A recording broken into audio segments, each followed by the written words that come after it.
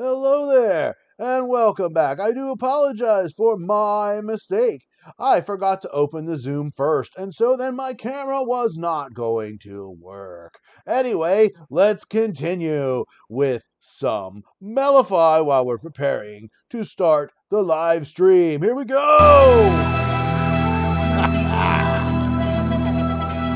My bad, everybody.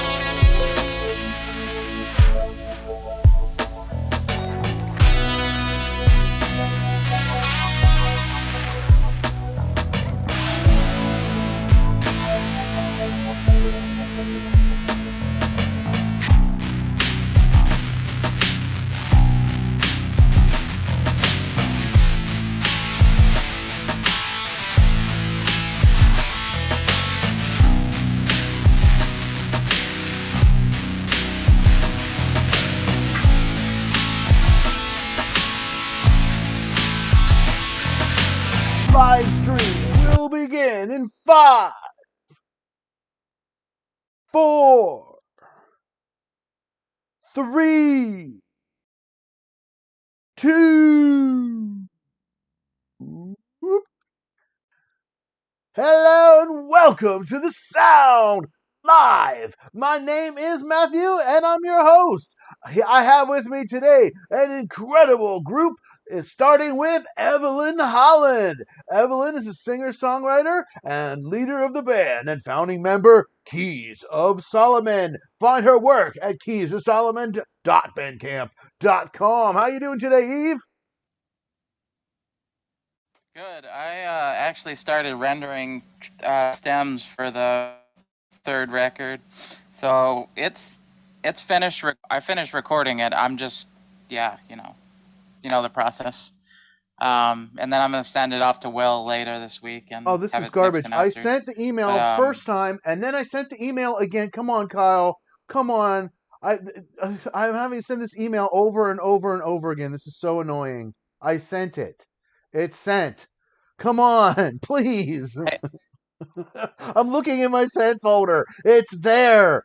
Come on, internet, please. I'm sorry. I'm have such a rush today. I just got off a job interview. It went really super well, but then like my live stream we just like instantly was having problems because I forgot to open Zoom first, and then my camera wouldn't work, so I had to shut down the live stream and start over. And then I sent the emails, but you didn't get it. It wasn't in my sent folder. So okay, I sent it again. But then now Kyle's saying he still didn't get it. yeah, The lady in the interview just asked me yeah. about tech problems and Technical how I deal with them. difficulties. I just answering questions Here's about Kyle. this. There he is. Woo! What's up, Kyle? Right on. Okay, there's Kyle Walz. Kyle is my other special guest for today. Kyle's a singer songwriter, and you can find him at kylewalz.com and on Instagram at Kyle Arr, Walz. stuck. How you doing, Kyle?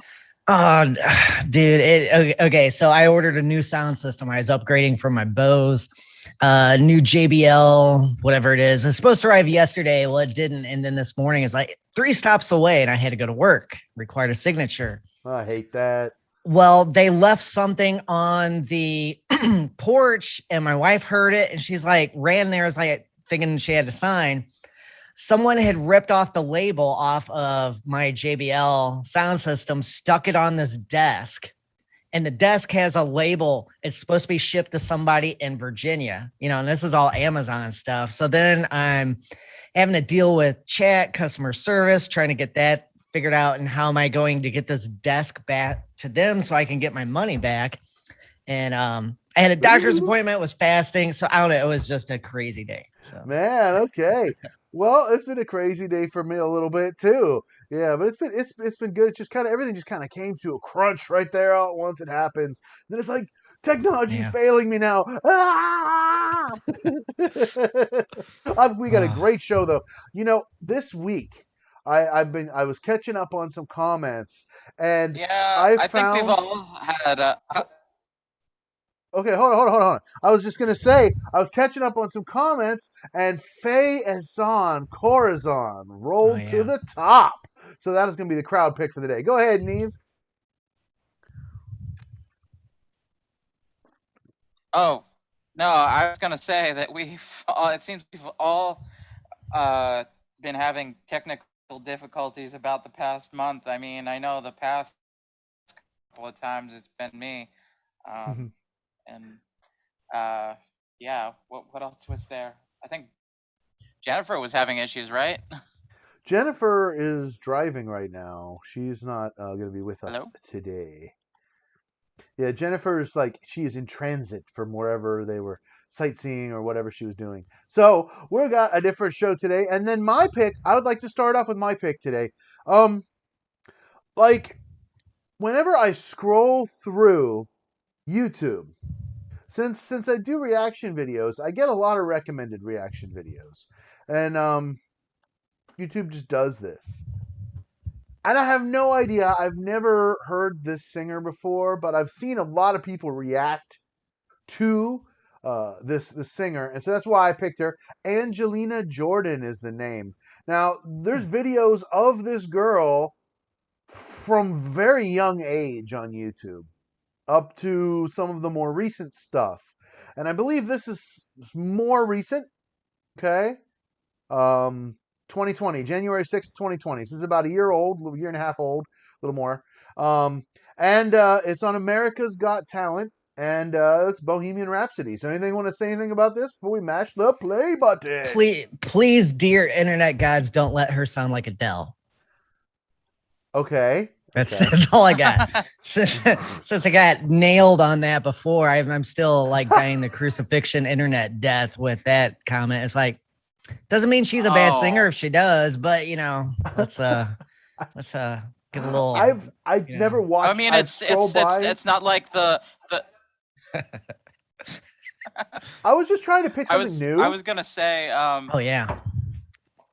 Oh. I was gonna say it's not like the Nightwish fans who fucking like just crucified me and then they chopped me up into little pieces. And yeah, it's just it's been hard because I try really hard to come to bat and say hey your comment went a little bit past constructive. Eve is really trying hard to improve. She's taking your comments into consideration. Would you mind please easing up?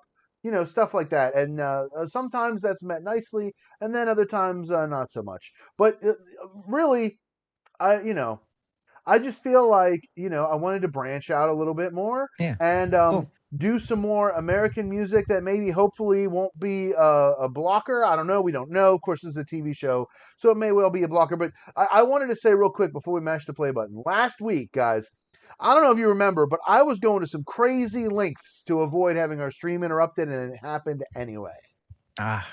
Isn't that nuts? Which song was it? I don't know. I didn't even know it happened until the end when I checked my email. Right. And then I saw that and I was like, you know what? Maybe I'll just be lazy if it's not even working. Because that was annoying. Okay.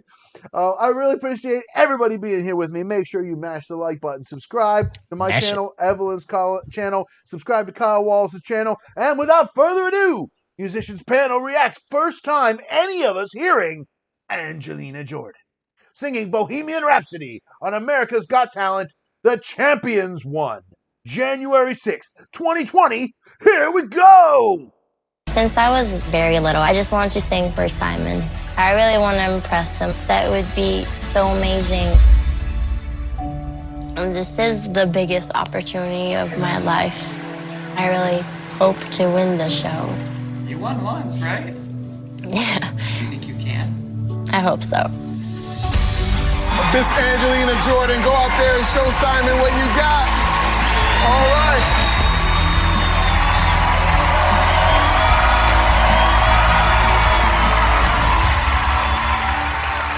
Hi, Angelina. Hi. So nice to meet you. You won Norway's Got Talent in 2014. Yes. Congratulations. Thank you. So tell us, how old were you when you won? I was 7 years old. You were 7 years old.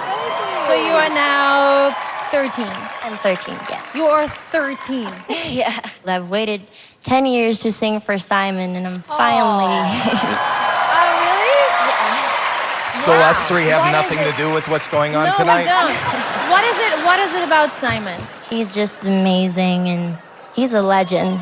He is. He is a legend. Yeah, he is. Well, Angelina, I wish you good luck. Thank you. Thank you so much for being here. Okay. Can you just come up to the mic like you're going to be? Yeah.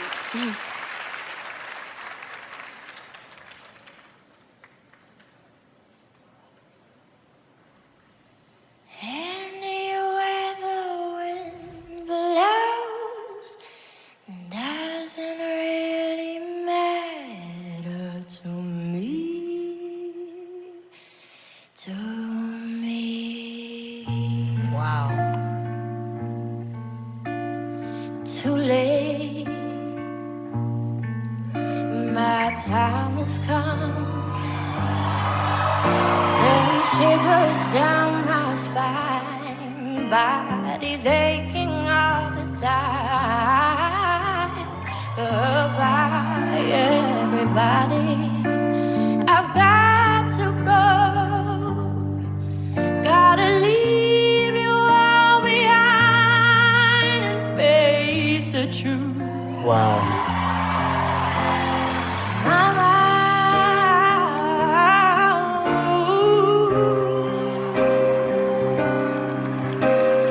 I don't wanna die.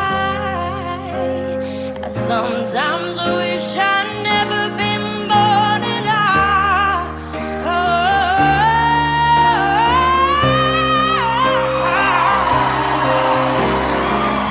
Oh, baby, can't do this to me, baby.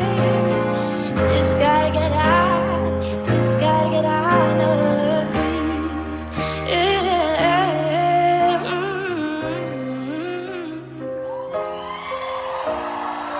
Nothing really matters. Anyone can say nothing really matters. Nothing really matters to me.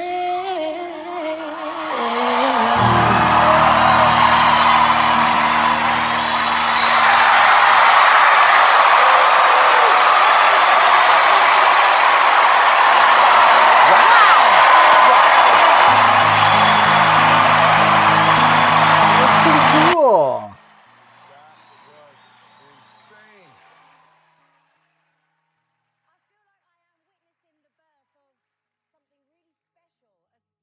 You guys want to hear all this judges' comments and stuff? Thank you. I love you too. Yeah, that's our job, man. Yeah, exactly. That's all. I'm just gonna turn the volume off, and we'll just let it do its thing here. I feel like there was a lot of Norah Jones influence. I don't know. Are you guys familiar with Norah Jones? Yeah. She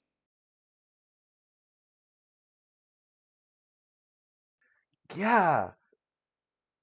That was the voice of like a 50-year-old woman. Like, you know what I'm saying? Like that is a mature voice there that we just witnessed, you know, and it's coming out of a 13-year-old. That was pretty cool. Now, that being said, all the that style of ad-lib singing is cool, but it's not my taste. I would not choose to listen to that R&B improv sliding around style personally myself. Okay, she was incredibly good at it.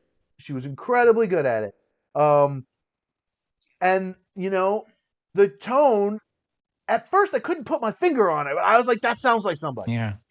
and then when we got towards the end, I remembered, yeah, Norah Jones. That's who it sounded like to me. Fully mature woman, not a little kid, teenager. Wow. Yeah. Imagine her 5 more years or something. My God. Yeah. Yeah. And hopefully she doesn't like Amy Winehouse out of it. Yeah. You said Norah Jones, and I kept thinking, it's like, man, there's somebody who's, I couldn't put a name to the face, but you got it, Norah Jones. I was thinking, like I just mentioned, a little Amy Winehouse. But dude, I want to say, in a video in the past of a very famous singer, we came up with, Where's the Soul? This is it. This is the stuff that, you know, it seems that, that not that this is particularly better or worse or whatever. It's just different than, other singers. But, the idea of soul and stuff like that. And Matthew, like you, I don't necessarily dig this kind of R&B stuff. It's not my taste. Some of the songs I choose to cover, I'm trying to see if I can do a tiny bit of that, but more in my kind of bluesy rock way. Right. But this Exactly. was such a nice, refreshing thing to watch. I'm always curious when someone is clearly not American. Not that I'm being nationalistic. It's like, well, if you already won a country's got talent in one country, why are you going to another country? I understand the audience is bigger, but that seems to be a weird. It seems to kind of make America's Got Talent seem less of a big deal. It's like, oh, we're taking all the other countries' winners. You know what I mean? Mhm. It's like, well, Yeah, no, I don't know how that works, you know. And again, I mean, it's awesome that we get this other talent. I'm not saying that they shouldn't be here. It just seems weird on a show like that. That you know, Mhm. Yeah, I completely agree with Kyle. I loved the breathy, vulnerable tone. I love that. And at the beginning was just so nice. yeah, Started off, I want to talk about that technique a little bit because in order to make that technique, you can do it when you're just talking. You kind of make sure that a little bit extra air comes out. And so it's actually um, a, a bit of a demanding technique because requiring more air on every single note, and yet you're not going to hold the notes less, you're not going to express less. In fact, you're adding this airy dimension to add to that expressiveness. And so I really feel like her control of that tone was just well beyond her years, into voice teacher level, if not professional level. Just really, really, really good. Extremely well trained and controlled. yeah, Like I said, well beyond her years. I was extremely impressed, and I don't care. I mean, I don't watch America's Got Talent anyway. So yeah, hey, if they have somebody really good on there, that's cool. I'm down with that.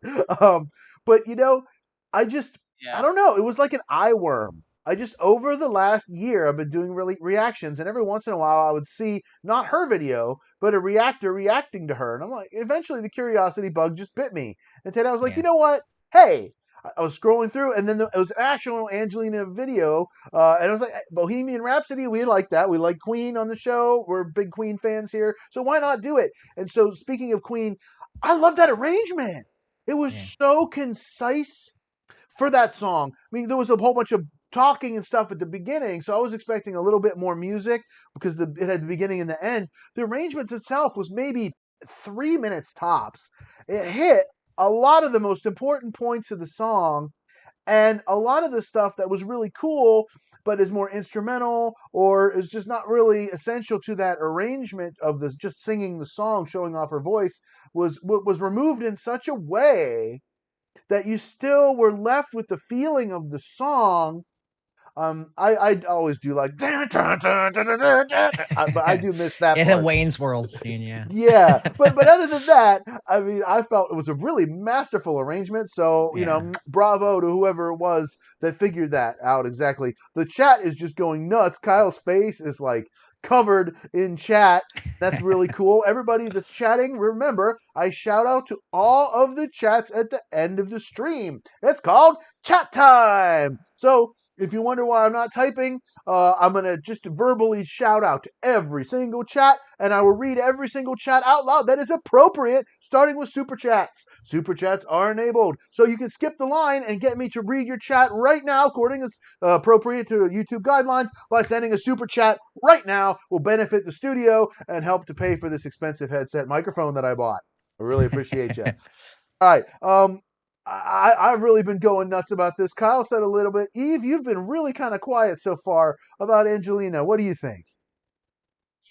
Yeah, no, I was waiting for you. I know I've been quiet. I'm a loudmouth. It's all Yeah, good. no, I mean, yeah. I mean, I can be a loudmouth. But anyways, yeah, I didn't know what to expect at first. Because at first I was like, I don't know, I don't know how I feel about this vocal, but then she just exceeded my expectations. Yeah. I mean, I personally liked it, even though it's not like stylistically something that I would purposefully listen to. Yeah, I mean, I liked fact that she was doing that kind of improv style, as you called it. Yeah, it was Gave it the soul. done really well. Like, even though it's not my favorite taste, it was done really well. And being a voice teacher, I get a lot of people that want to do that. That want to have those kinds of R&B style vocal inflections on oohs, ohs, ahs, all that good stuff.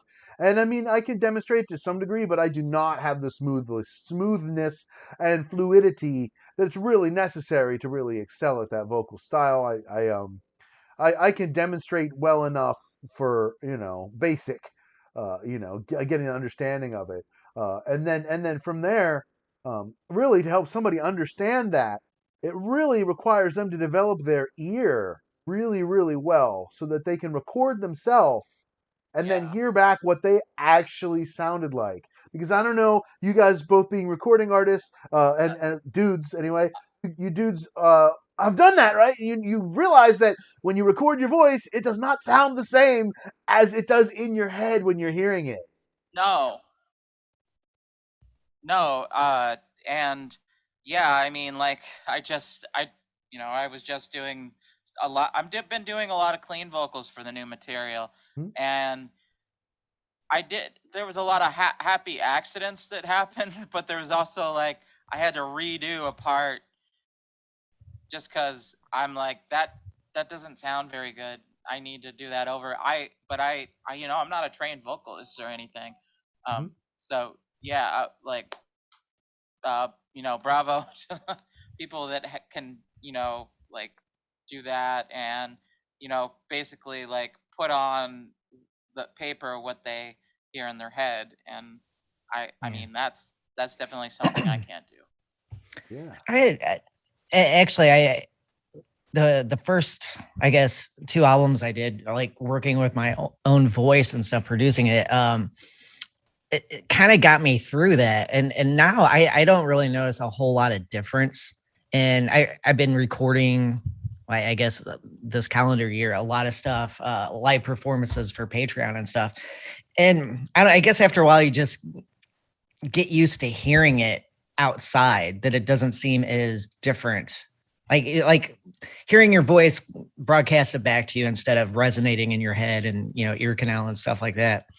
Because I was surprised that, I kind of got used to hearing my voice and it didn't sound as so different. I don't know if other people experience that too, but I've done a bit of work with my voice because, I got to make this whiny mess sound like something, Yep, we all have to deal with what I we're used given. to hate. Exactly.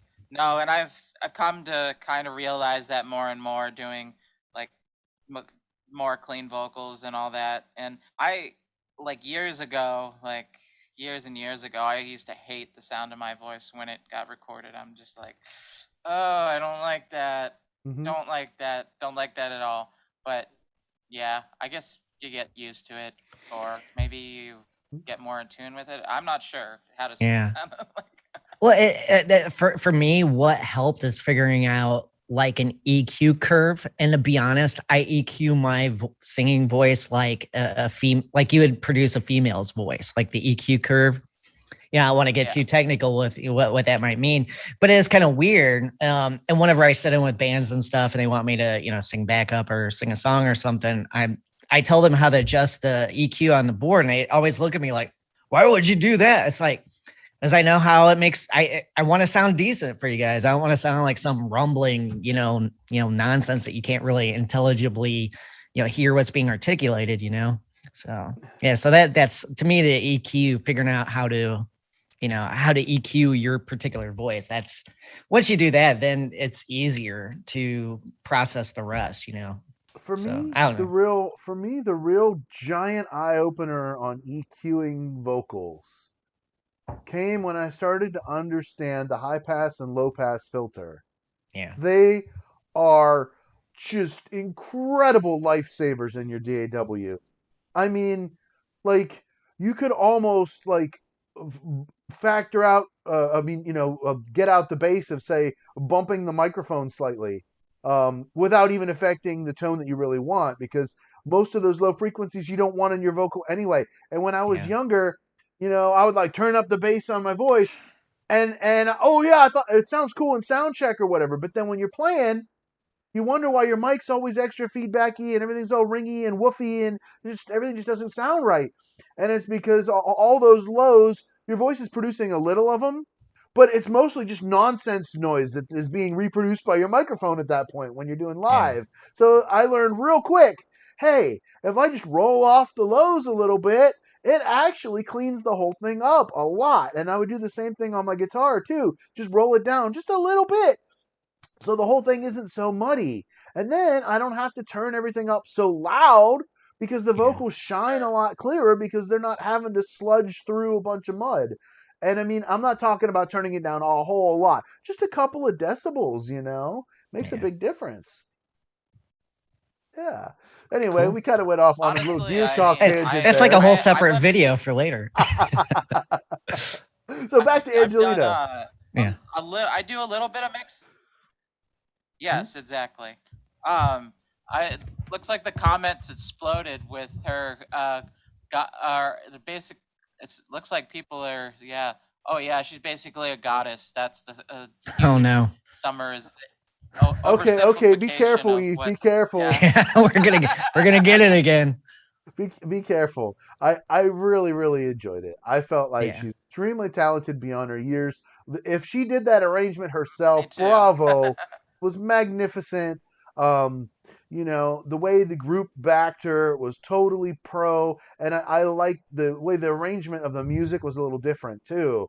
It sort of had that like jazzy, Norah Jonesy, clubby, loungy sort of mellowness about it. Went really well along with her vocals. And I'm sure Simon loved it. She definitely was like super over complimentary to Simon, we will say in the nicest way possible. but let's be real. If I ended up on that stage, I probably would be too, and I think all of us probably would be too. I don't know. I'm too old and angsty, I guess. Still, no, none of us, we're all too old for that stage now, by far. But yeah, she owned it though. No, for sure. She owned it, and although, like I said, all the runny stuff isn't necessarily my taste, I think she did it really well. And then the tone was just masterful. I really liked it. Never imagined that song with a Norah Jones-esque tone, but like that's a viable version for me, a viable cover. Just like I've listened to Elite Bata's cover a bunch of times, not on the show. I will listen to that again because I really did like it. It was really good. I'd much rather hear her original material if she has any, because I'm like, she's her thing. Be like, I feel like she could shine on like stuff that she has, written herself with that style. I mean, obviously this is America's Got Talent, but I mean. And I guess people want to hear songs that they're familiar with, but I don't know. How does that reinforce the creation of new music and the creation of talent for that? Because I mean, at that point, it's basically like mimicry, right? I understand.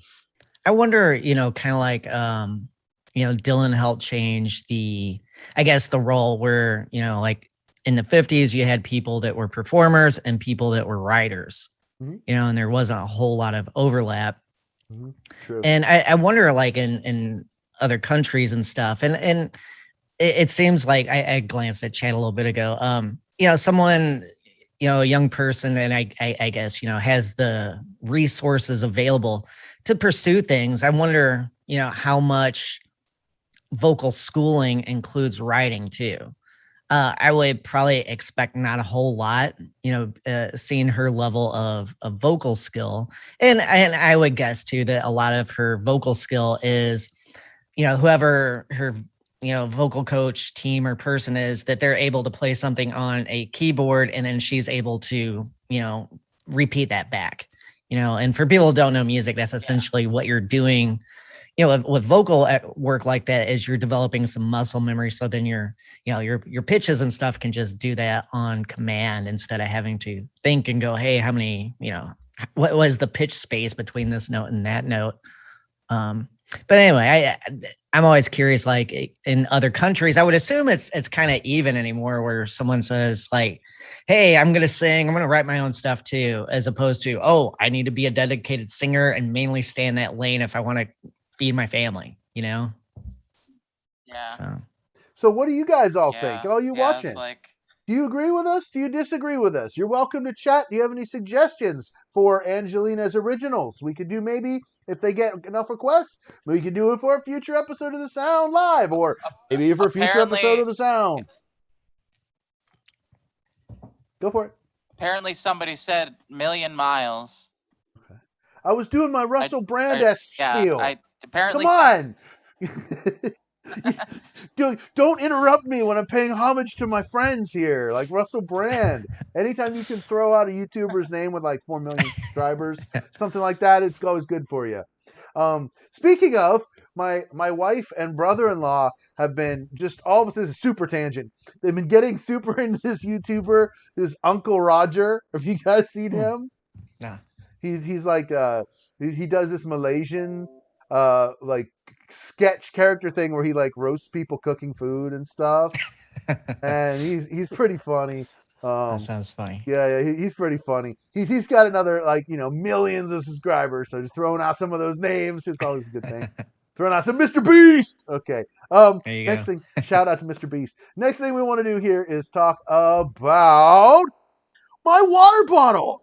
I am officially an influencer. I don't know if you can read this, but it says Matthew's Music Lesson Studio right imprinted on my coldest water bottle. Yeah! Expect lots of videos coming up in the next few months where we will be talking about how cold my water is. Very good. Shout out to Sean Cold at the Coldest Water Bottle Company. Thank you so much. We're going to be having a good time here, drinking some water. All right. This is not one of those officially paid videos. They're coming. Okay. Moving forward here, we've got a Zoom Room Roulette. And so before we do that, let's just, final comments here for Angelina or her cover of the Bohemian Rhapsody before we move to our next reaction. That was cool. I liked it. Yeah. Got soul. Hey, everybody. She's just human. I get it. Yeah. But she's just human. Yeah. Except for that video where she's walking on water and singing at the same time. I'm joking. I'm joking. I'm only human, of flesh and blood. Trying to get away with what I can, people. Yeah. You guys remember that song, right? From the 80s, right? Yeah. Human, born to make mistakes.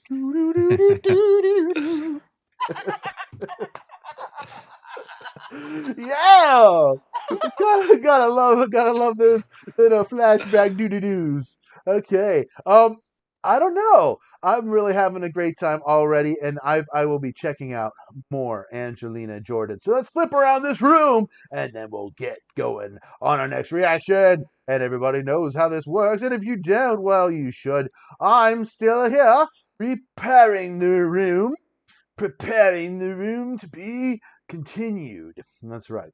And we've got Kyle re-entering the room. Thank you, Andy, for all of your great chats. I'll be reading them and shouting out to you a little bit later. At the end of the show, we'll revisit Angelina and talk a little bit more about her. So stick around, everybody. Stick around. So that was my pick. Let's go next to Kyle's pick. Kyle, why don't you introduce it for us? Sure. I'm a teacher, which some people don't know or should be reminded of.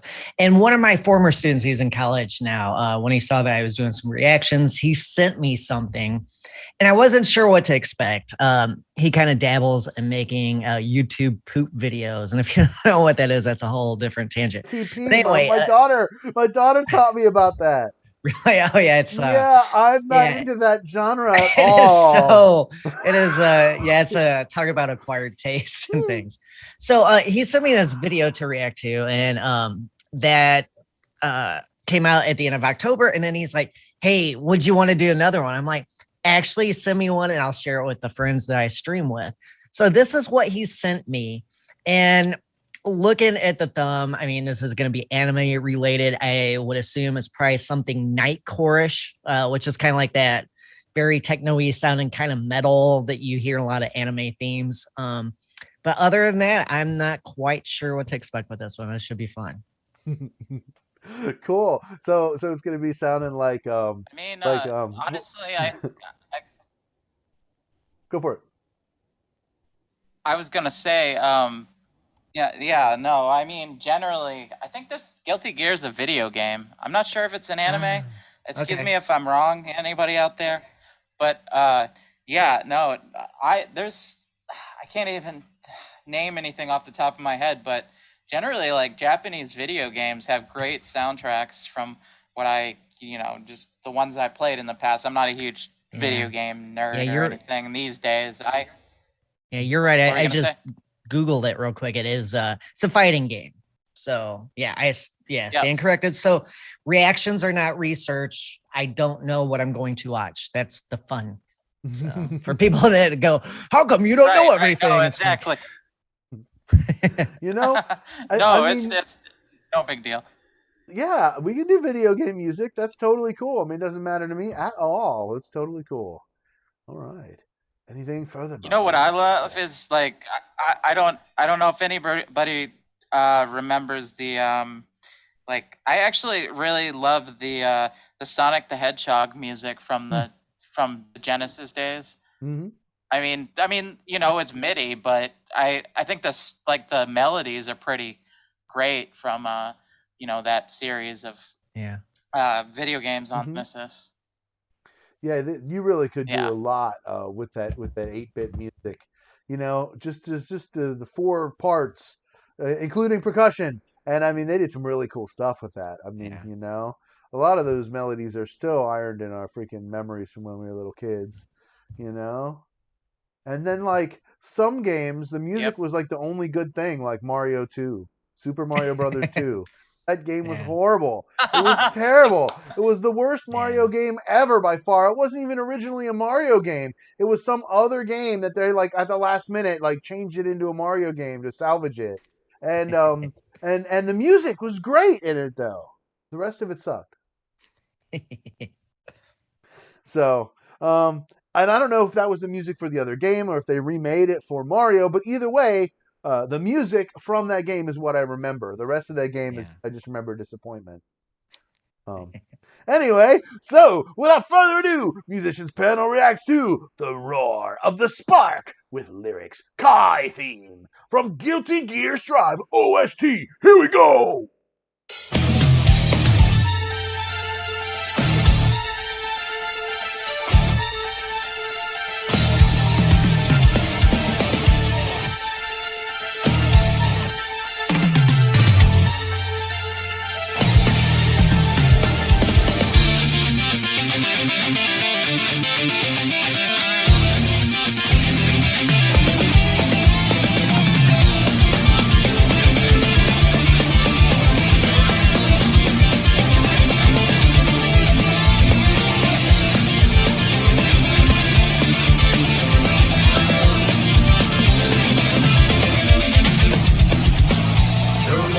Sky, throw before the light, like a cry for the moon.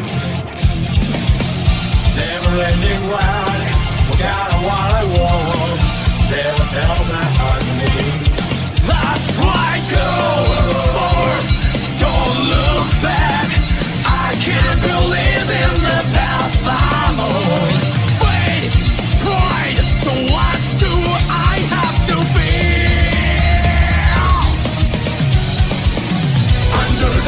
Fires, never stop, just go. I don't care how many more down again.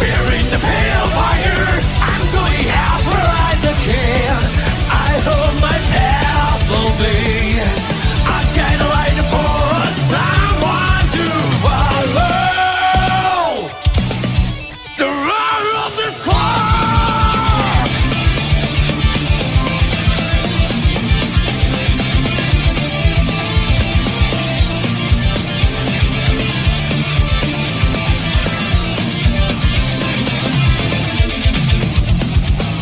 Thunder burns my eyes.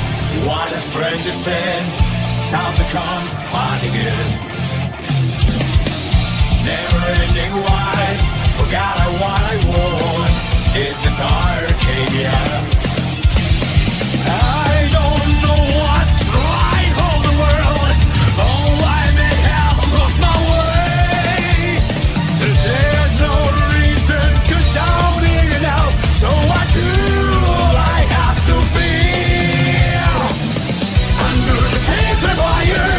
Never stop, just go.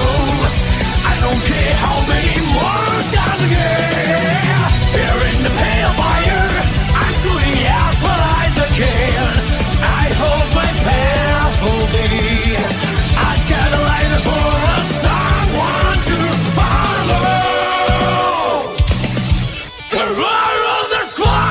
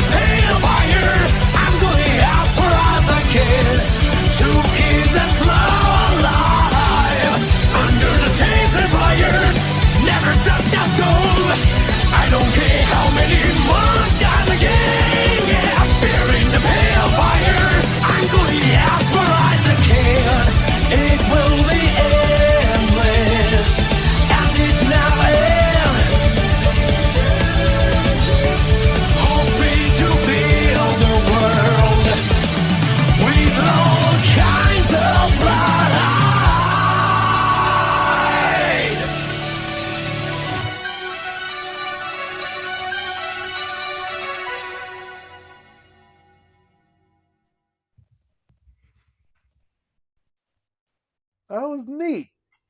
That was neat. I loved how, it had so many nice instrumental parts, but the vocals were pretty good too. And, I like the rasp in the singer's voice. Yeah. That throat rasp. It was really, really well done. It sounded great.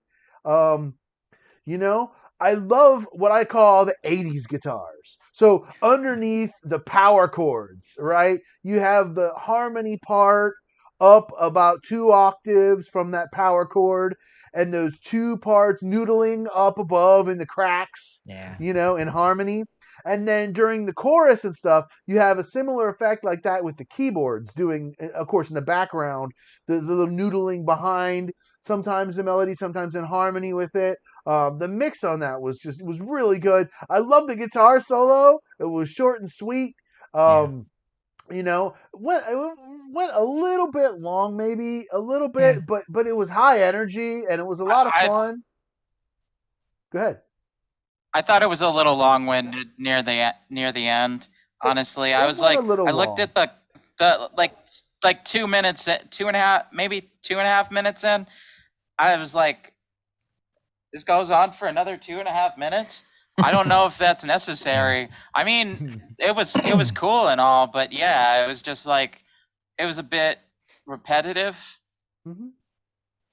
That's the only criticism I have for it. Yeah, I agree with that. And I kept thinking like its purpose or function is a theme song. And following the story of the character and setting up and telling a complete story. I mean, it seemed like it kept the story going in the lyrics. In all honesty, I wasn't like completely captivated by the character. So I if I missed a detail, that's on me. But yeah, it's kind of repetitive. We were talking about like EQ, and it seems that a lot of music kind of in this genre, nightcore or video game music, anime music, whatever you want to call it, it seems to have like almost, standard tuning guitars with the bass chopped off. So it's like really mid-rangey, chunky. And like you said, Matthew, that 80s tone with the, dual guitar parts are guitar and synth.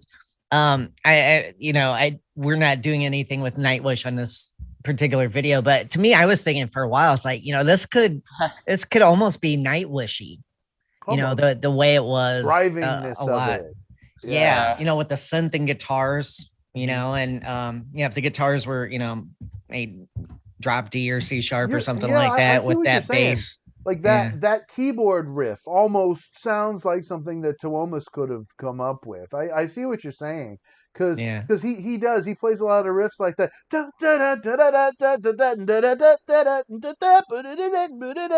like that, and there was stuff like that in there. One of the things I want to mention at the beginning, before it really got going, I heard some masterful tritones in there.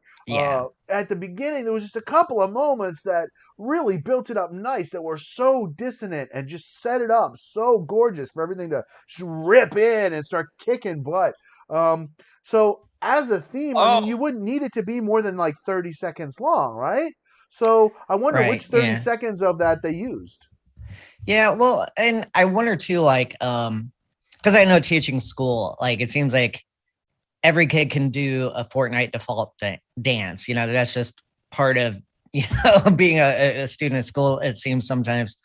And I wonder how much of like a theme song like this, I don't know how the game is set up, but if it's like you have a character screen, you choose your character, and then the theme song comes on, and then because the kind of repetitive, long-natured aspect of this, I could kind of see that. It's like you're just switching a character, getting ready to play, or if you leave it there because you're going to go get a drink, and then you got this fuller story that develops. I mean, I kept thinking of the purpose, because obviously someone got paid to write this and it was accepted as is, and I'm always curious about stuff like that. It was energetic and fun, and it went with the visuals pretty well. I think it was good fighting music. So if like that was music that was playing like while the event fighting is going on, I think that would work pretty well.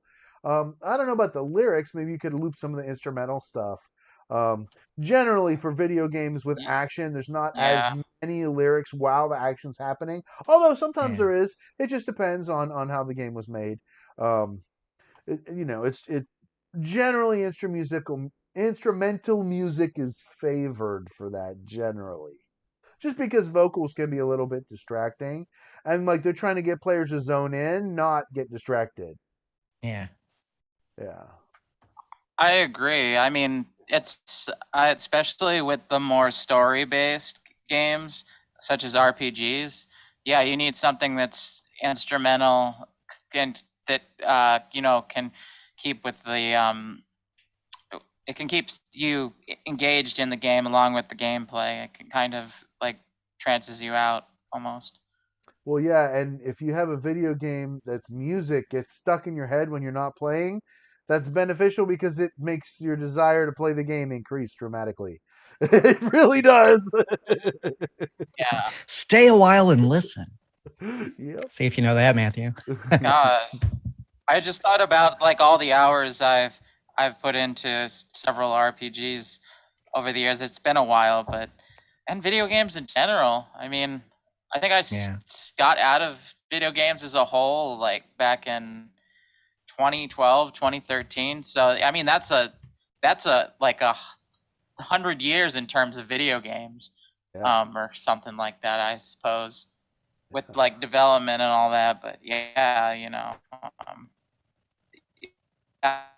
definitely like there's side tangent enforced my love of and an appreciation of music later. You know, just growing up with video games over the years with great soundtracks and great compositions and melodies. Yeah.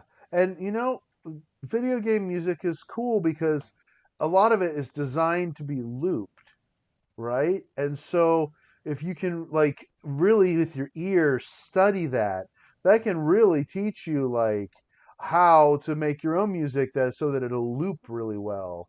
Yeah. Which can be really handy when you're playing live, especially when you're playing by yourself. Making loops can be really cool. Any further comments here before we move to Eve's pick? Oh, all right. So, Eve, you get a pick too. Why don't you introduce it for us? Yeah, so Tommy Bolin, I think you might know Tommy Bolin, Kyle. Yeah.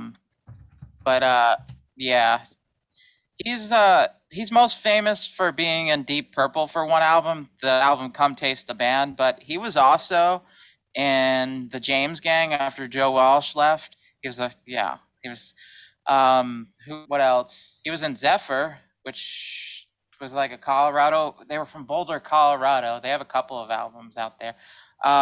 He also did a stint in Alphonse Mouzon, or am I pronouncing it correctly? He did a stint in that, and he was also on Billy Cobham's Stratus. But anyways, he had some great solo material, and I would advise checking out like the two albums that he released during his, when he was alive. He had some material that was released posthumously because he died of I think he overdosed on both cocaine and heroin in 1976. Dude. Unfortunately, he was one of those almost stars of the, like 70s guitar rock and jazz fusion and all that. He was always like the replacement guy from, like what I just described. He replaced Ritchie Blackmore, replaced Joe Walsh, and kind of like Steve Vai in the 80s. Yeah, sort of, kind of, yeah. Yeah. But unfortunately, hard drugs ended his life. Yeah. Because honestly, I mean, as much as I love Ritchie Blackmore, I think he's equally as talented in his own right. But yeah, I mean. Right. So, anything else before we mash the play button? Excited for this one. Okay, I'm just going to have a nice cold drink. Is it the coldest? Oh, it's really cold. I'll tell you what. Really cold. All right, I'm actually going to do some scientific experiments. That's for a talk for another day. Because I want to see if this really stands up to the name coldest. All right. Moving on here. Eve, one more thing I'd like to say. Please. It's so Glenn Hughes is doing the vocal at the end, just so you know. Cool. Okay, so without further ado, Musicians Panel reacts to Tommy Bolin, Dreamer, from 1975. Here we go!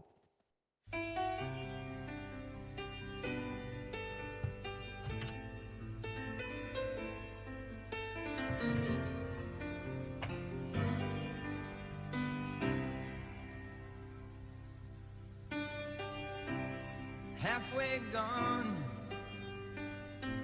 and halfway back. You're always dreaming about what you lack. You're taking your time from your busy day to sit by the track and watch the train roll away.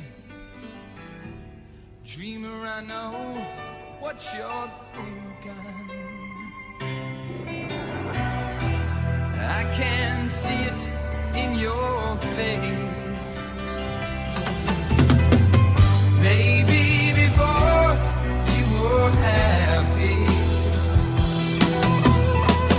but now your thoughts are on this place. You've begun to change now, baby.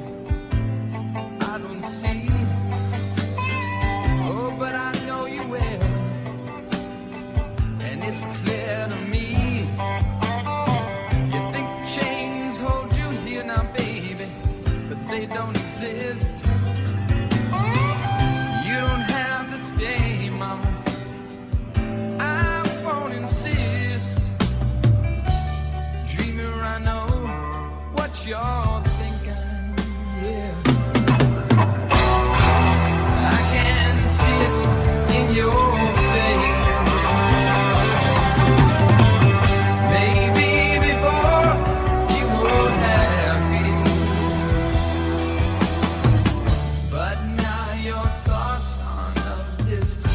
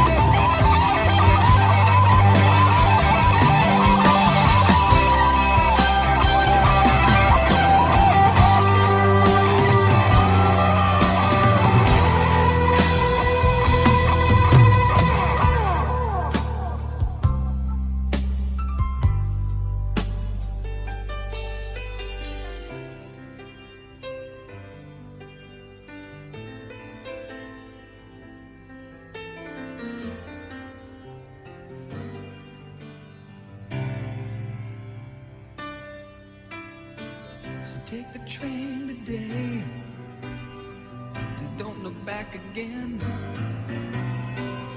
Live the dreams you have. Don't dwell on what has been. Your future's brighter now. There's brighter days ahead.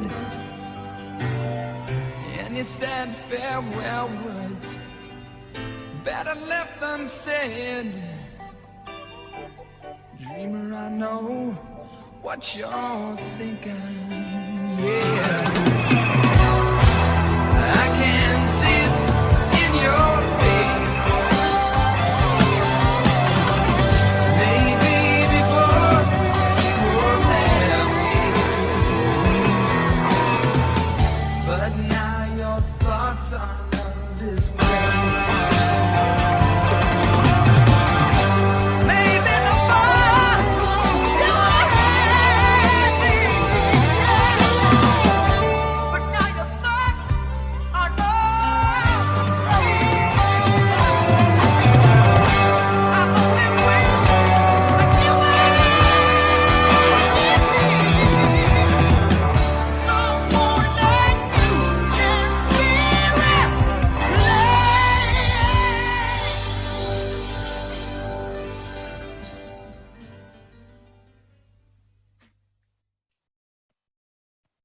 Cool. That was cool. Good choice, Eve. Good choice. Yeah, I definitely never heard that before. And the guitar solo, like that one, like at the beginning of it, he went into that riff. He just kept repeating. It reminded me of Family Guy. Like, like follow me.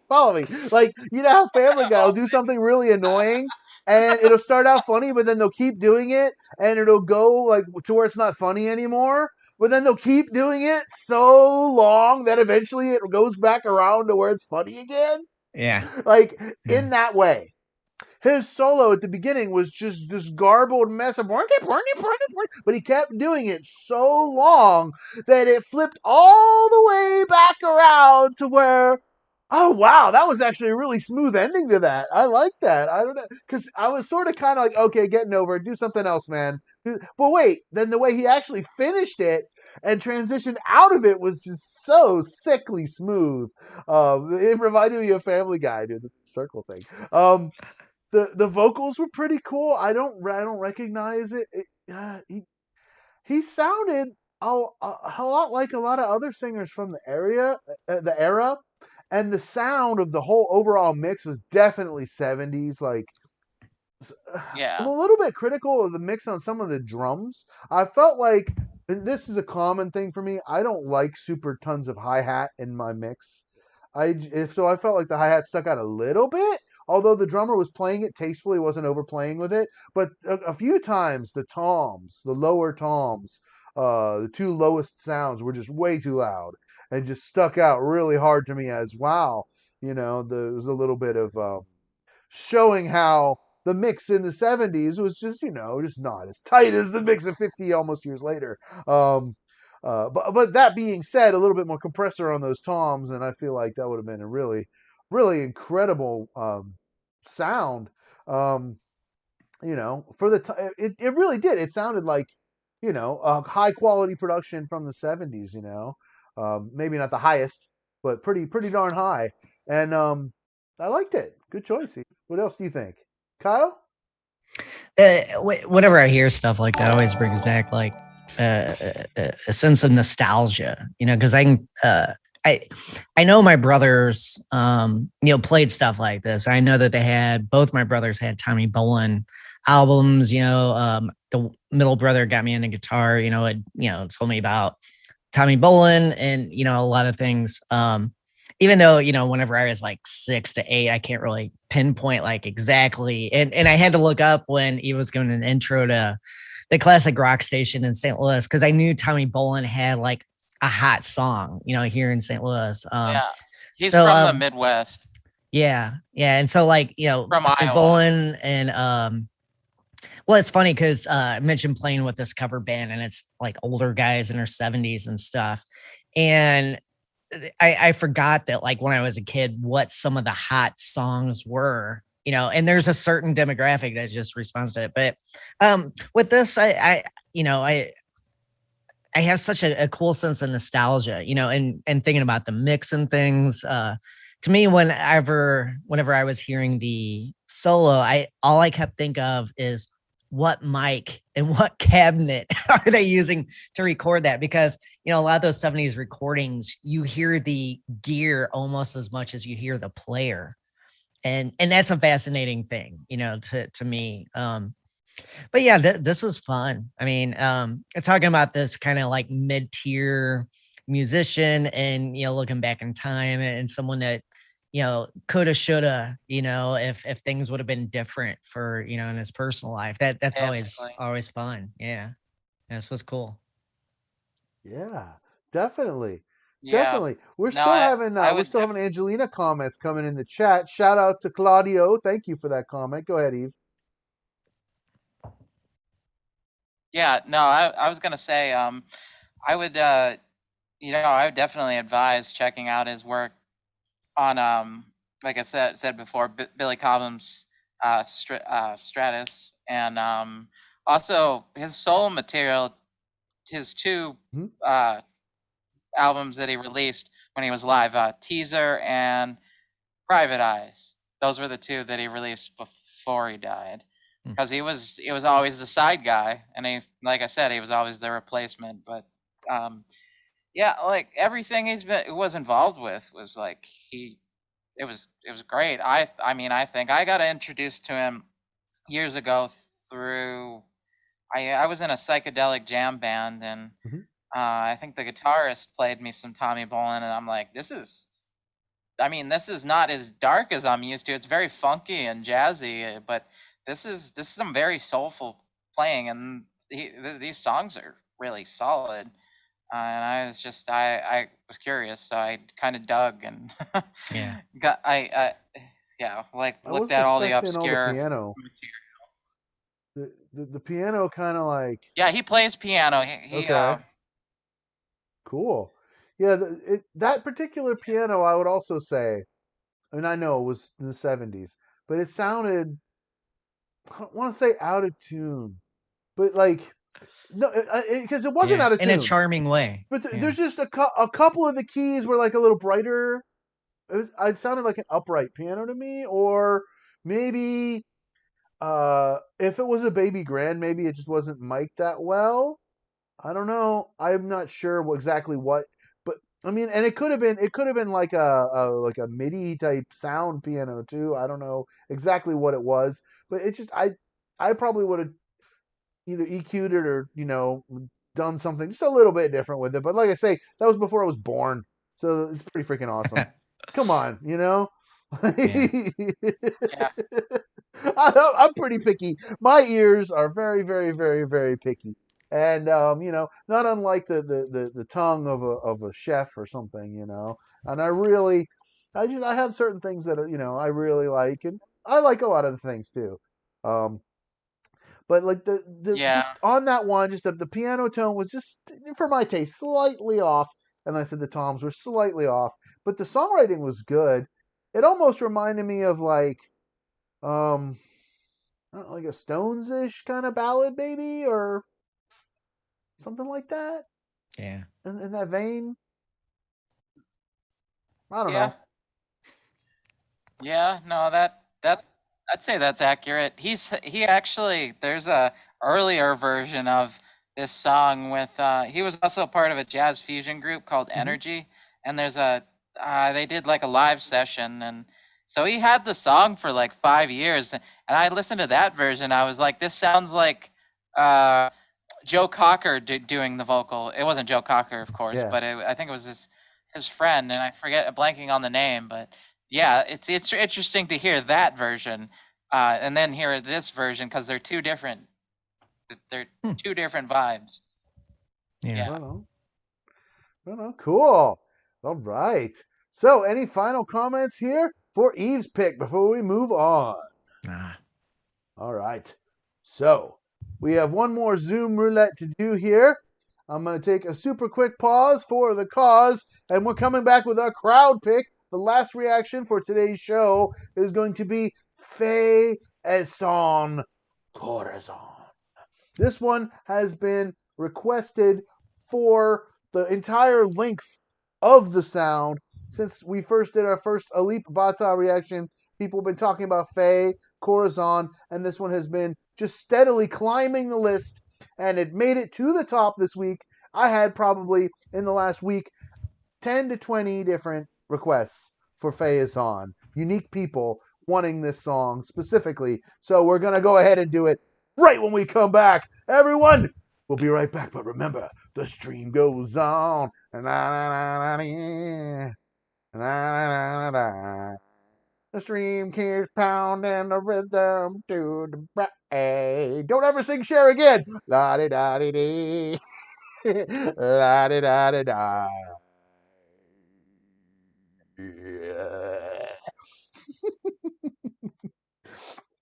And so, without further ado, enjoy some music from Mellify. This is my band, and I'm going to be right back. You can check me out on YouTube at #Mellify and mellify.bandcamp.com. Here we go! I haven't expressed how I feel for you. I must confess I need to be bold. I regret my waiting to say I want you to hold. Will I be too late? My fears have got the best of me. I'm panicking and I need a drink. My tears are possessed by insanity.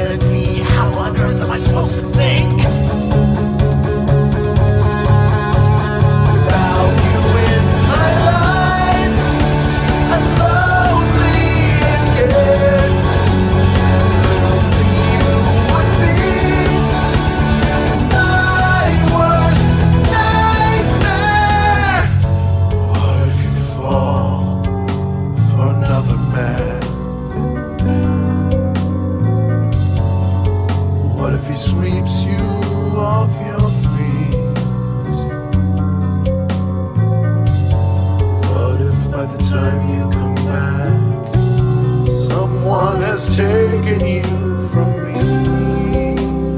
how would I survive?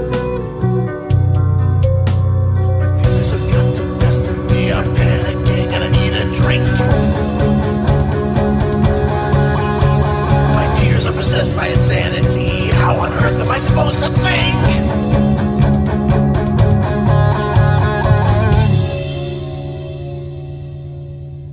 Without you in my life, I'm lonely and scared. Losing you would be my worst nightmare. Without you in my life, I'm lonely and scared. Losing you would be my worst nightmare.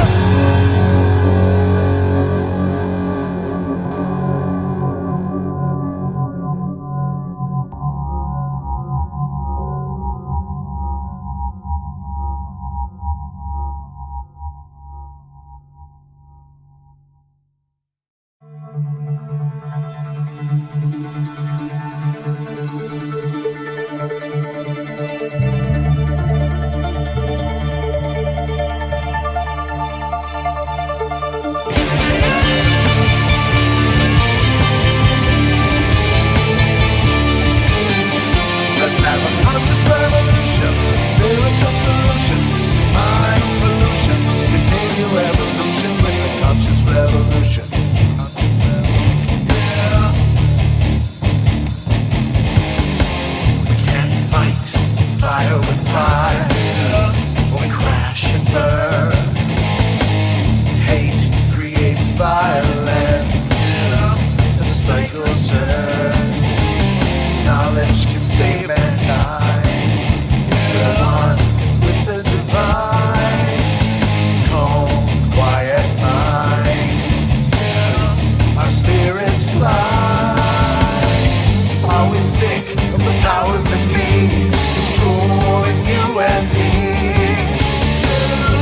It's time that we see the path before our feet. Let's have a conscious revolution, spiritual solution to mind pollution, continue evolution with the conscious revolution, the spiritual solution to mind pollution, continue evolution. Now's the time for action, release distractions. We can't be controlled by fear, we are present here.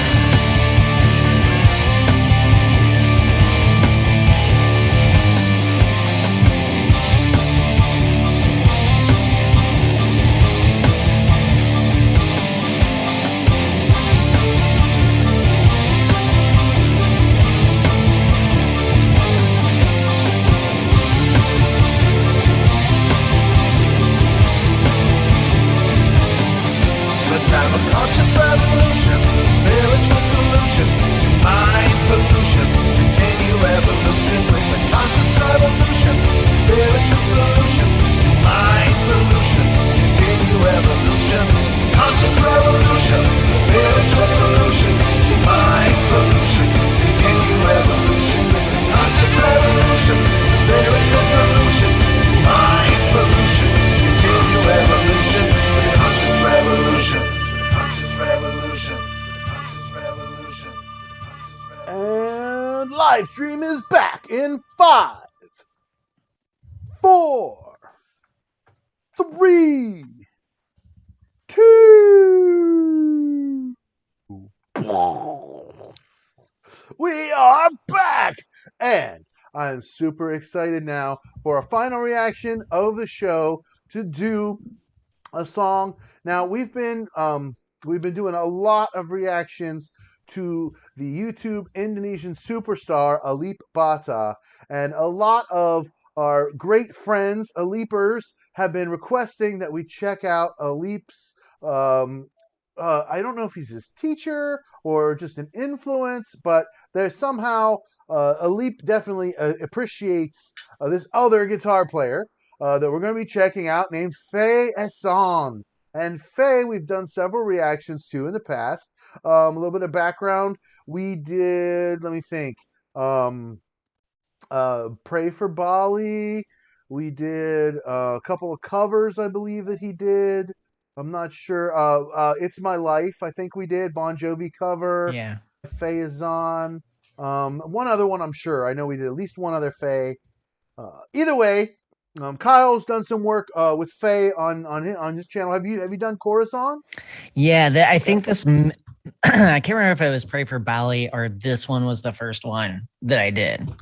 So yeah, it's been 5 months, 4 months, something like that. So it's been a little bit. So one of the things that I found so neat about Fay is that he plays the guitar mainly, although I've seen him play it sideways too, or like that tabletop style where it's like flat. And that's really intriguing to me because, I've seen several people play that way, but I myself have never had any luck with that. Although I do know a lot of people that would double on steel and things like that. And they're like, hey, it's not really that different, especially if you're using a bottleneck or, it's just sliding like whatever. Right. A lot of times people use open tunings for stuff like that so they can get the harmonics with just the bar finger, blah, blah, blah. I don't know, but I'm really excited because I enjoyed Fay's playing. And so I think this is a crowd pick that I second. I'm really excited to hear this since I've never heard this before. Any other comments before we mash the play button? Evie, good? No. All right. So, without further ado, Musicians Panel reacts to Fay Ehsan, Corazon. This is his original song, pop flamenco genre, and we're watching him live. Here we go.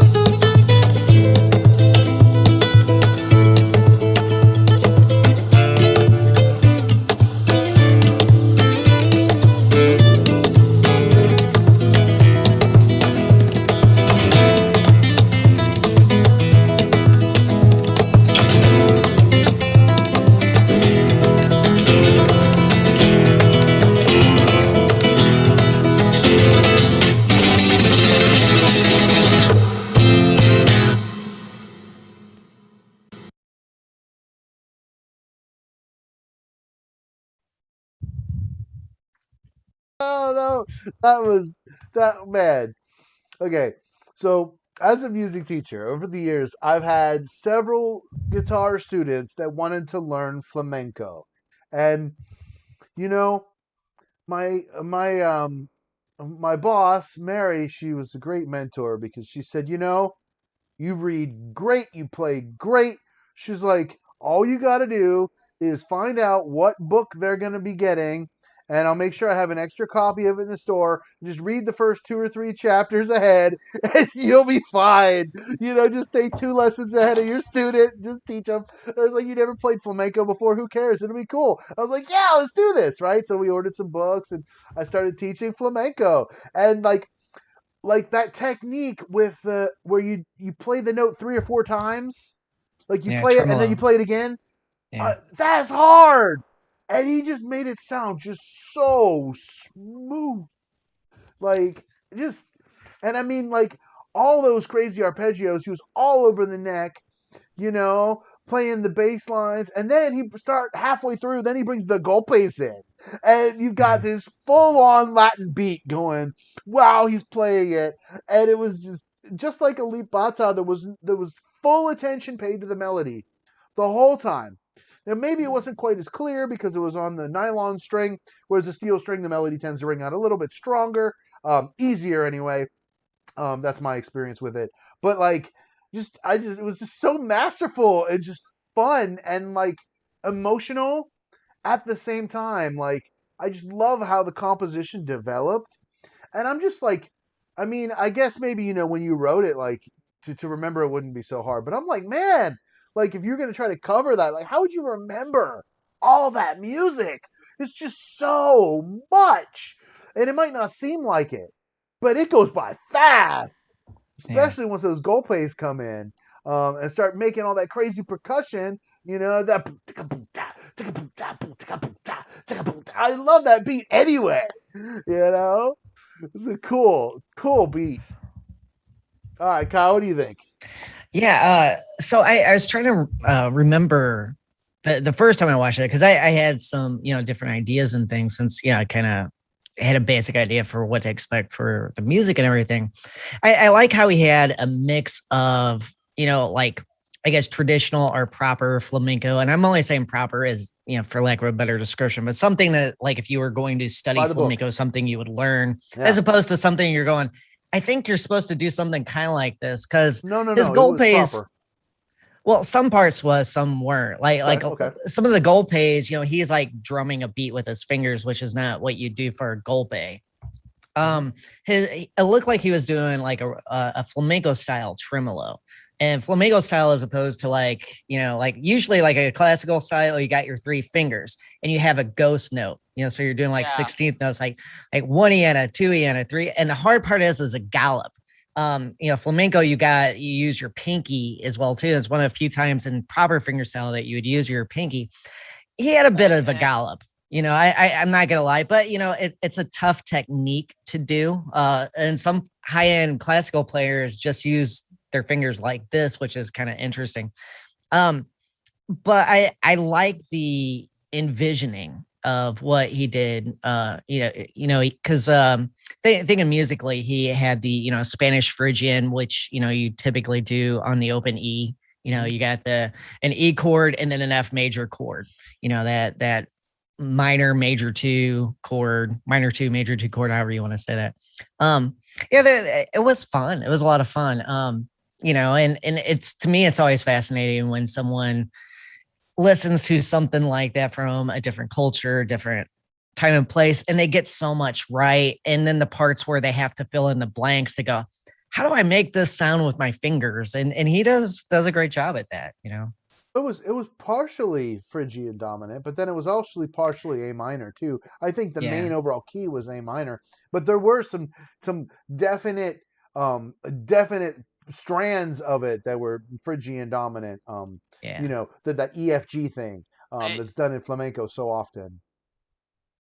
Yeah, because usually the EFG you have a G sharp for to make it proper Spanish Phrygian, but. I don't mean Phrygian dominant. I mean Phrygian on the dominant is what I mean. Not Phrygian dominant, because that's something. Yeah.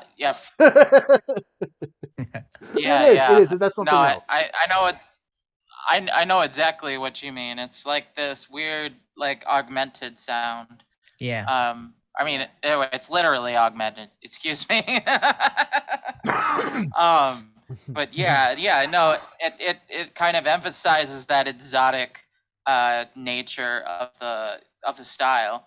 So yeah, I mean, I'm pretty sure they do that just to kind of get that in there, like give it that flavor. Yeah. If yeah, I mean, I was thinking Paco de Lucia the entire time, especially just watching him do. That's a compliment for sure. Yeah. Yeah. I mean, his tempo control was like fucking on point. I was He's just like live. he smoothly. Yeah. It was so smooth. Like the transitions when he would speed up and slow down, and yeah, it was just like, okay, yeah. You have a hold on tempo control, sir. I mean, that's hard to accomplish. It's really hard to be that. He understood the assignment. If you know that means. Yeah. Yeah. Ole Olsen, just pronounced Ole Olsen. Ole Olsen, pronounced Ole Olsen, has just subscribed. Thank you for subscribing, Ole Olsen. And thank you for letting me know how to pronounce your name. I appreciate that. Okay. That'll be handy later in chat time. Yeah, I really enjoyed it. Fay is so inspiring, and like you could just I was watching his face a lot, his head, because you can get a lot of clues from people's eyes. And I mean, he didn't look at the camera pretty much at all, which is fine. I don't think it's necessary. He was like, the camera wasn't even in the room, and he was just doing his thing like he's done 10 million times. There was no, nerves or anything. Like, he was just so relaxed and in the zone. And there was a couple of spots that weren't 100% perfect. And I heard it, and I don't give a flying F, because I know how difficult that is, each of those different techniques. And he used like 10 different ones. And, it was a little bit of a gallop. It wasn't, exact 16th notes. But I mean, I thought it sounded incredible. Like the sound of it worked for me, even if that fourth 16th note was a little bit of a ghost. That's okay. It still had the feeling of it's like you're a marionette, and it's like pulling your strings, it's like that sound is just so, for me, it just sucks me in. I don't know, I love it. And I love the moving bass lines along with the melody and the percussion. Anytime anybody's got that going on, the melody, the percussion, and the bass line. I mean, that alone is just, that's a feat. You know what I mean? And then you start throwing a little bit of chord tones every now and then in the middle for a little bit of harmony. And I mean, that's when I'm just completely blown away. My hat's completely off. And I'm like, wow, you sound like 4 people at once. Incredible. That's hard to do.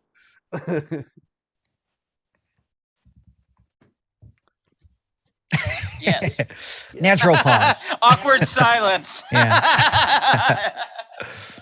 It's really hard to do. What do you think? Do you think it's hard to do? If you think it's hard to do, then make sure you chat it or leave it in the comments below. I want to know what you think. Did you guys enjoy this show? What should we do in the future? It's really important to me to get your requests for future shows. And so you get 1 vote per live stream and 1 vote per comment section of each video on this channel to vote for future crowd choices, just like Fay Ehsan was today. How was my Russell Brand? Was that a little better?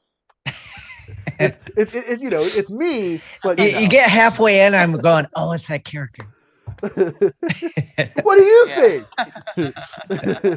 No, that's one of the places I was a little bit weak, Yeah, asking people to comment. Yeah, you should do it as the ShamWow guy. ShamWow. That'd be awesome. I don't know what that is. Oh, you don't know the ShamWow guy? I couldn't even begin to do that. Google that one, Matthew. That's your homework.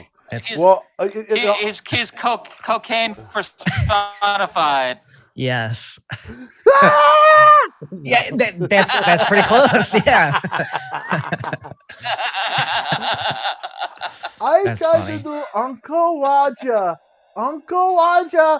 Oh no. Oh, it's terrible. It's terrible. He's like he lives in England or sort of England somewhere. So like, if you hear the guy talk, he just sounds like, a fluent English speaking Asian guy. He sounds like a normal guy, right? Just normal. But then he does for his channel, he's like that over the top Uncle Wacha. Oh. Yeah. He's making fun of himself. I love it. It's great. Man, I really love you guys. Thank you for being here with me. Yeah, Eve, thank you, Kyle. You guys are my pals. I appreciate you all. And my job interview went well. I didn't get any exact conclusive what's happening, so I'm gonna have to wait to find out. But Right on. But schedules change and stuff, so they're gonna try to work with me so we can come up with a schedule of some sorts at any rate. But we're gonna be taking a little break for the holidays, everybody. We're gonna take a little break for the busy time here and get caught up on our stuff a little bit here, each of us on our own for our own individual channels to celebrate the holidays. And so we're gonna have a holiday special coming up either next week or the following week. We haven't decided yet. We're going to be doing a very special season 1 finale for the Sound Live. Everybody, make sure you check it out because this is the only reaction show where we pause for nobody. Nobody. That's right, nobody. We will never pause for you unless you are no. Then maybe we'll pause for you. Also, please make sure you support the studio at patreon.com/Matthews Music Lesson Studio, where you can get exclusive weekly bonus content. You can also support the channel at liberapay.com/Matthews Music, the non-profit way to go. Or no commit, buymeacoffee.com/Matthews Music. Help me to get that crazy, geeked out caffeinated sound that Kyle and Eve were asking for. Also, Venmo, send me a tip at Matthews Music. Thank you very much. Or just straight up send him a bag of cocaine, guys. Just no, we don't want that. Do not do that. Do not do that. Yeah. I will not accept the Like delivery. bad Eve. I will bad not Eve. sign for that. That's especially if there's people in other countries watching. No. Definitely. I would set it more as more of a joke. We Don't do that. But you emphasize the caffeine so much. I was just like, at that point, well, why don't you just do cocaine? All right, everybody, you can send the cocaine to Eve. All right, Eve will accept your package, but I will not. Everybody, thank you so much for being here with me on the Sound Live. This is this incredible show. I really appreciate you. And chat time goes on now. So thank you, Kyle and Eve, and I'll see you next time on the Sound Live. Yeah. And so we move on to the chat. It's time for me to deal with all of Angelina's comments. Seriously, my Emperor voice there was a little bit off, but thank you everybody for commenting and chatting, and so this time is for you. It's time for chat time. It's time for chat time. It's time for chat time now. It's time for chat time now. It's time for chat time now. Yeah, I said it's time for chat time. It's time for chat time. It's time for chat time now. Chat time. It's time for chat time now. It's time for chat time now. Wow, wow, whoa, whoa. Whoa. So, starting off the chat, Jennifer Valaquette's music page. Hello, everyone, from the road. LOL, traveling home today. Hugs to my fave people. Yes, we missed you, Jennifer. Jennifer Valaquette is one of my co-stars on the show. She was traveling and so unable to make it to the show today, but that's all good. You were there in spirit. And thank you for being here in the chat too. We really appreciate you. Everybody mash that like button for Jennifer. Evelyn says, hey, Then, of course, Evelyn says, haven't got a link yet. Yeah, that was the thing that I dealt with, where I hit send on my email, and then it just, like, didn't do it. And I was able to throw together an email real quick and send it. And then, coming up, Kyle's going to say that he still didn't get it. Okay, moving on. Evelyn says, waiting for your links. Yep. I was rare form today, having a job interview right before I started here. Then Jennifer's music page says, hey, Eve. And Kyle says, same, LOL. His screen cap was on. Yep, that's right. I didn't see. And then, this was the one that irritated me. Kyle says, no email yet, but I had already sent it. And he had just not received it yet. It was stuck in cyberspace. It was stuck in cyberspace, and it was taking its sweet time getting there. That's right. It was taking its sweet time. Ha ha. Making funny faces today too, man. I don't know. I'm gonna have cramps. Do too much of that. Moving on. Kyle Walz says it came once trying to get Zoom open. All right. And Jennifer says, "Hey guys, first shout out, Preben Johansson. Shout out to Preben. Is that right, Preben? Shout out Preben." He says, 15-year-old now, 13 in the performance. She bodies Adele. Kyle was like, hoping she didn't sound like Adele. But he didn't mention Adele. I didn't hear Adele. I didn't. Like I said, I heard Norah Jones' tone. Not that she was trying to mimic Norah Jones. No, just that was the singer in my vocabulary that I could relate to as sounding most similar. And Norah Jones is incredible, and she has such a seasoned, smoky jazz sound with all that breathy head voice, and just it was just, that was like the style at one point, maybe like 2010, 2008. I'm not sure exactly what year. It was super in, right, for a little period. And she kind of like gives a nod back to that. That was what I was saying with that. Jennifer, music page, we are on the road again. Just going to get on the road again. But she's in the chat, though. At least until we lose internet. Ha ha! M. Akmal Mustafa. Shout out. Yo, what's up? M. Akmal. And Preben Johansson. Angelina is from Norway. Wonderful. Thank you for sharing. Mark Peoples. Angelina. Shades of Amy Winehouse, Adele, Billie Holiday, Etta James. And all delivered in her own unique way. Okay. All right, we'll take that. Jennifer says, ooh, I'm excited. Bohemian Rhapsody is very hard to sing and get accurate, too. I can't wait to hear it. Wow! Yep, see, that's what I'm saying. It's a tough song. That was why I picked that one for our first, her first reaction to Angelina. Moving on. Preben, 13 years old. And Jennifer says, amazing. Mark Peoples, shout out.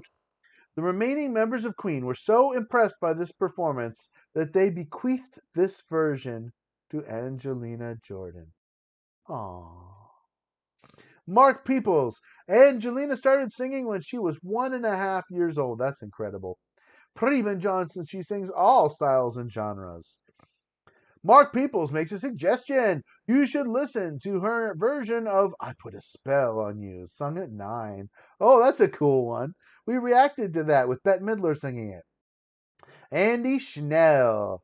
Hello, all. Seems I just missed Angelina singing. She has been signed with Republic Records, but a family requested she be allowed her childhood before becoming a star.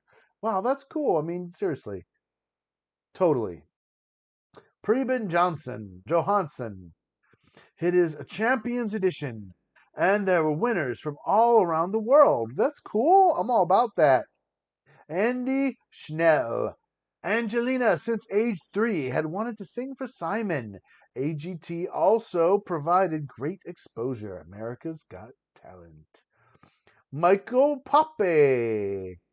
The show was other countries' champions. That's cool. I'm down with that.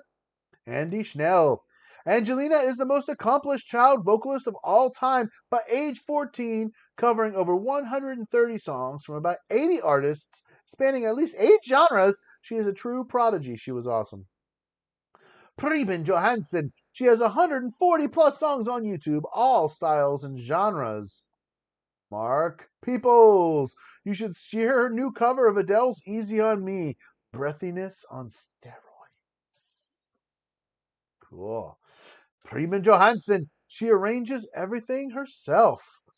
Andy Chanel. Angelina is also showing great promise as a songwriter with 5 originals she either completely or partially wrote. Angelina has always created all of her own arrangements. She's at her heart a jazz vocalist. Her favorite artist is Billie Holiday, and she covered 3 songs by Billie Holiday on Norway's Got Talent at age 8. But she can seemingly sing anything.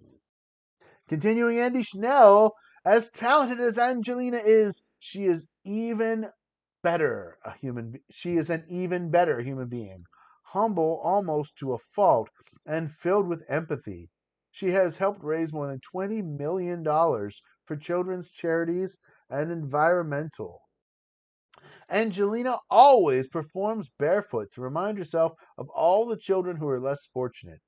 For Angelina, it is all about the music and not about her. That's awesome. That's what it should be. Michael Pape. Or Michael Pape? Pape? Pape? Which is it?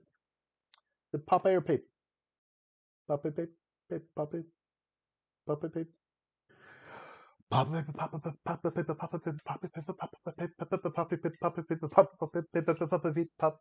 Pape. She was 3 when she first decided to sing on that Simon Show. Man, talk about some dedication and manifesting your dreams. Wow.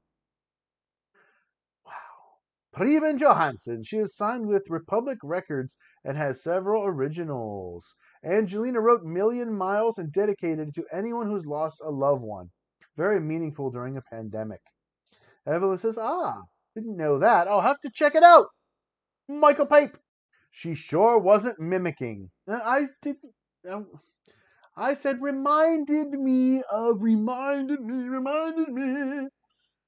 Right? This is how you remind me of what I really am. This is how you remind me that I can sing Nickelback. Sorry. Nickelback.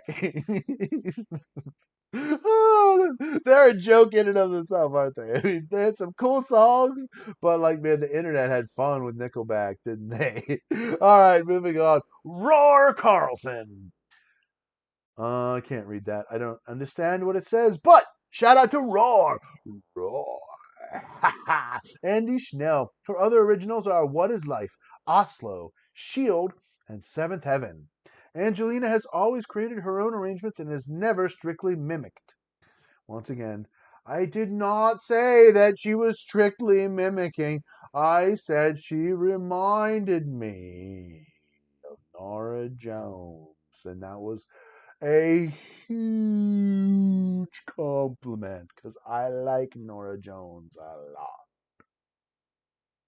Okay.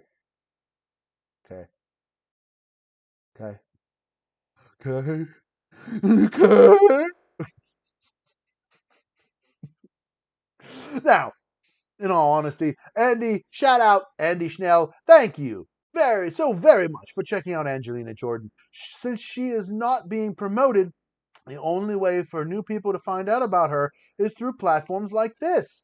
Much love. You know, I really enjoyed it. I loved her voice. I thought she was incredible. I want to check out more. If you want me to check out more Angelina, comment, chat, let me know your suggestions. Remember, you get 1 vote per live stream and 1 vote per video comment. So you can go onto my channel, watch videos, and leave comments and say, hey, this is a Demos react or an Elite Bata react or a Queen react or whatever react it is we're doing, or you watch me singing and playing a cover song or singing and playing an original song, or you watch me doing a copyright video for Mastering Music with Matthew, or whatever it is, music lesson video. You can vote for Angelina once every video. So remember that. Always good help. Okay, Roar Carlson. I can't read that. Shout out Roar. Andy Schnell, please give this stream a like. Thank you, Andy. Like this stream, share it out. Please like the stream now. Please like the stream now. Terrible vibrato on that last note. Martin UK retracted a message. And then he says, this is Angelina's own arrangement. And Evelyn Holland says, okay. Andy Schnell, high energy and sounds highly produced. I don't mind listening to such music, but wouldn't seek it out. For current rock metal, I would truly enjoy The Warning Compromise of Three Sisters from Mexico. Excuse me, they rock. Michael Pape, and we will go on forever. Lyric made me smile. Yeah, Jennifer says I'm backish. So this is what we're talking about. Kyle's pick, I'm sure. Martin, she has co-written 5 originals. She wrote Shield when she was 12. And then Jennifer says, I love gaming music. Michael Pape, he was solo too. A good album, Stratus. Evelyn, oh yes, I own most of his solo material. It's amazing. I love Teaser. Shout out to Evelyn Holland. Then we're talking about Tommy Bolin. I knew Tommy Bolin sounded familiar. He took over Joe Walsh in the James Gang after Joe went on his solo Barnstorm career. And Evelyn Holland, he's on the album Miami and the album after which I'm blanking on the name. And Jennifer says, pretty, I liked it. Andy Schnell says, I liked that song from Tommy Bolin. And Jennifer says, haha, love Family Guy. And Claudio Marchucci, thank you for wanting to discover this magical young singer. You're welcome. And like I said, if you want us to do more, let us know. We'll do more. Andy Schnell, hello, Claudio. And Claudio Marchucci, hello, Andy. Andy Schnell, Claudio, I got here right after they listened to Angie's Bohemian Rhapsody. They will discuss her more after checking out Guilty Gear Strive. Did we? What? I'm discussing her more now in chat time. It's chat time. That's when I go back and read the chats in English, as long as they're appropriate, following YouTube guidelines and standards, of course. And then I BS with you about it and chat with you and shout out and say, hey! And, we have a good time. So I love chat time. Jennifer loved the piano parts. I thought it was good too. I just thought the tone was a little bit off. But like I said, it's old. So it was done before I was born. So come on, it's fine. I don't know. Jennifer!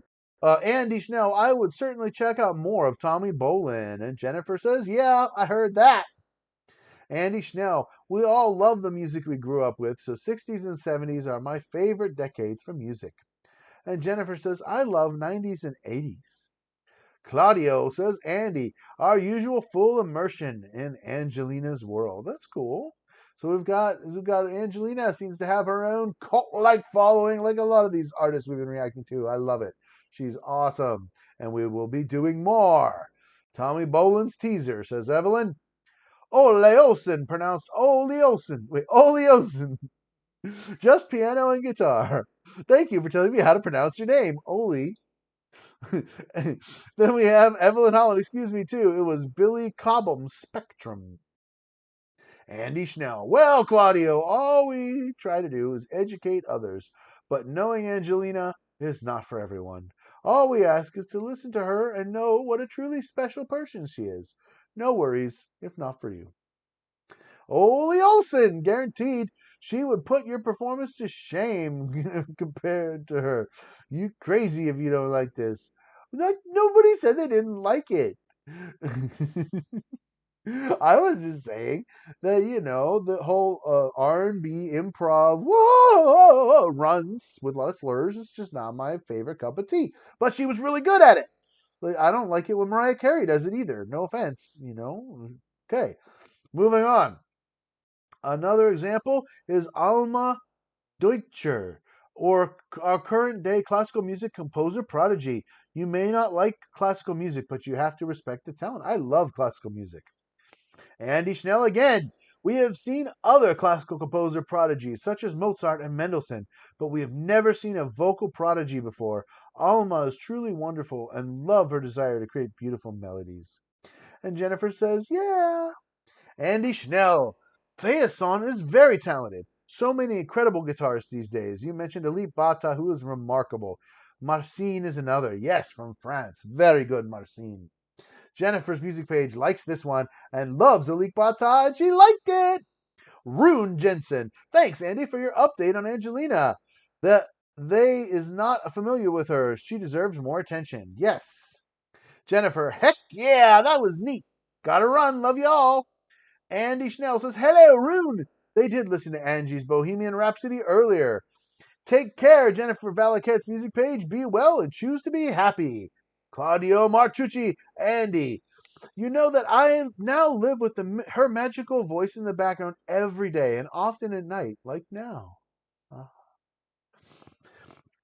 Pardon. Andy Schnell, can't blame you, Claudio. At least she has around 150 songs to listen to. Andy Schnell, I will check out more from Fay Ehsan. Thank you, Andy Schnell. Holiday season coming very soon. And one more from Andy. Thank you for all your great chats, Andy. Special shout out to my number one chatter from today, Andy Schnell. Angelina opened for Norah Jones in Seoul, South Korea in 27 when she was 11.